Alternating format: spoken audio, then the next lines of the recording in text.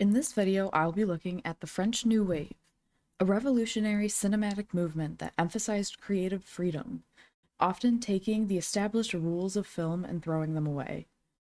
The films I will be focusing on are Cleo from 5 to 7 by Agnes Varda, Vagabond by Agnes Varda, Lola by Jacques Demy, and The 400 Blows by Francis Truffaut.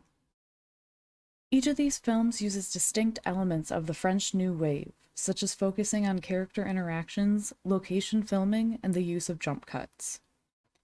But to begin, we will briefly look at the history of this movement. During World War II, borders to France were closed once they were taken by Germany. In the post-war world, when borders were again open, France suddenly gained access to years of film from around the world, only for some to be utterly disappointed. Alexandre Astruc was a French film critic who wrote a manifesto explaining the power film can have and its ability to compete creatively with literature and traditional artwork. Therefore, he was also upset with the commercialized view of cinema. People didn't see the potential power a film could hold. Other film critics agreed, claiming the currently mainstream films were failing to relate to real human experiences or emotions and lacking sincerity. Thus began the French New Wave. Film critics such as those named before and many others became filmmakers. They focused on as was known as the auteur theory, which emphasized the importance of the film's creator, also known as the director. This theory highlighted the personal touch of the director, who often uses their films to express their own thoughts.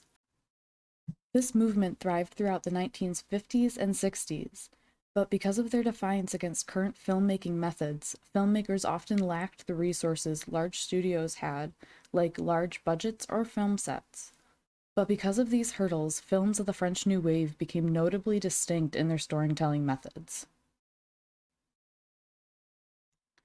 Due to their lack of resources and funding, the French New Wave movement favored the use of natural lighting and sound taken directly from the shot. Additionally, directors often chose on-location filming, using handheld cameras to follow the actors and allow longer wandering scenes. Within the film Vagabond, Mona is seen on numerous backdrops, both in cities and countrysides. All of these were shot in real locations and created an endless feeling of wandering, not knowing when she would ever stop. The natural world around Mona was bland and vast, allowing the film to have a haunting understanding of what will happen as winter continues to progress. Looking at the film Lola, camera rarely stood still. Jacques Demy favored having the camera follow characters, mimicking their movements and allowing for longer scenes. Demy also filmed mostly on location in the city of Nantes. Cleo from 5 to 7 also used handheld cameras for longer wandering shots, used natural lighting, and filmed entirely on location in Paris.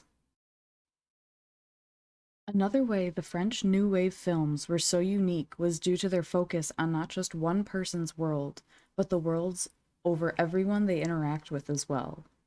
This method allows the plot of the movie to be less important and pulls attention to the different worlds people live in.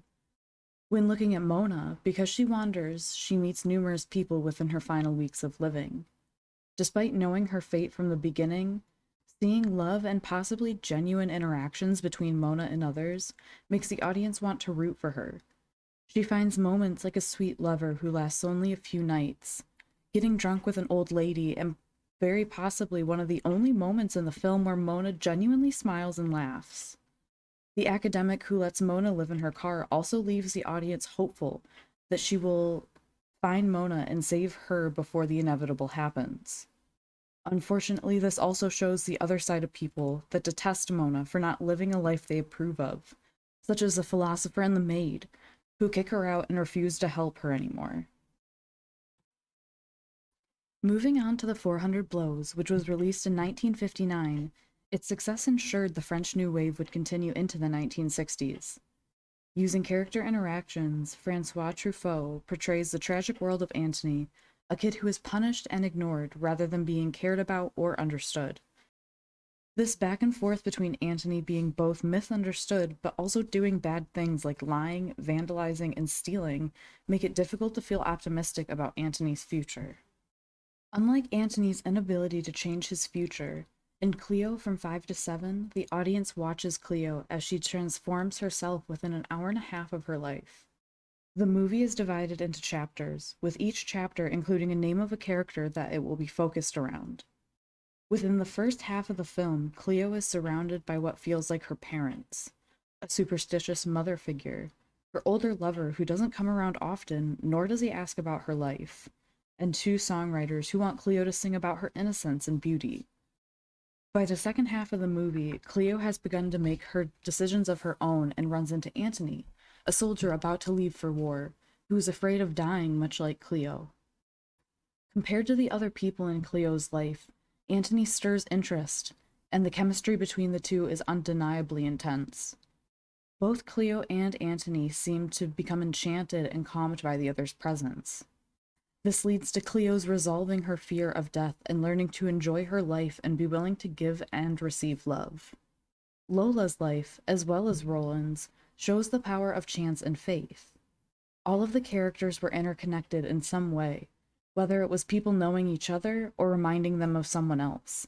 Their worlds are smaller than they realize. In the end, the purpose of each of these films was to tell a story and generate intense feelings with the audience. Vagabond introduced Mona dead. This immediately created distance between the film and the audience. Despite wanting to change her fate, we see her rejected numerous times because her lack of need or fear of anything scares others. Cleo is a conflicting character to like at first. She seems vain and selfish, but as the audience lives out Cleo's life minute to minute, we begin to watch her transform into a person who cares more about love and relationships than money and vanity. Lola fueled the feeling of chance in everything, yet each character's ending had different outcomes. Roland was upset because he didn't get his love, but he was able to leave the country to travel. Lola was happy because her lover returned. The 400 blows evoked sadness and sympathy for the boy Antony. Truffaut lived this story so he had the ability to create a deep connection within the film and fill it with emotion.